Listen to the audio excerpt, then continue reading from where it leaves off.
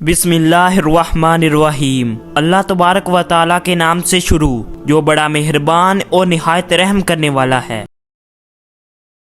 قوم عہد تاریخ کی ایک طاقتور اور عظیم قوم گزری ہے۔ ان کی طرف حضرت ہود علیہ السلام مبعوث کیے گئے تھے، لیکن قوم عاد نے ان کا انکار کیا اور ان پر عذاب نازل کر کے اللہ نے انہیں تباہ کر ڈالا۔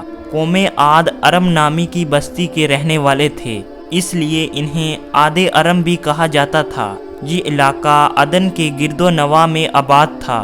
یہ لوگ بہت ہی لمبے قد اور مضبوط قامت کے لوگ تھے۔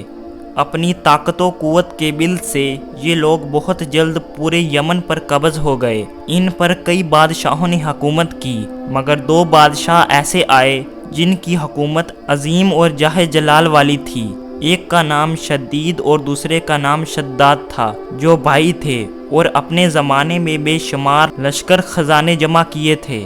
یہ دونوں بھائی ارم بن سام بن نو کی اولاد میں سے تھے۔ ان کی کل حکومت عدن اور شمالی عرب کے علاقوں پر تھی۔ جب شدید کی موت واقع ہوئی تو پوری حکومت شداد کو مل گئی۔ اس نے تمام قبائلی سردار اور بادشاہوں کو اپنا مطیع و فرما بردار بنا لیا، اور اس طرح پوری جنوبی عرب اس کے قلمروں میں شمال ہو گئی۔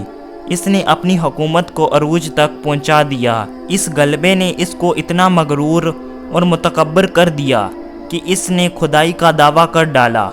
اس وقت علماء اور پیغمبروں کے پیروکار نے اسے سمجھایا اور عذاب الہی سے ڈرایا، مگر وہ کہنے لگا، میرے پاس دولت، حکومت، سب کچھ ہے، اب خدا کی عبادت کی ضرورت نہیں، اور میں اب کسی کے اطاعت نہیں کروں گا۔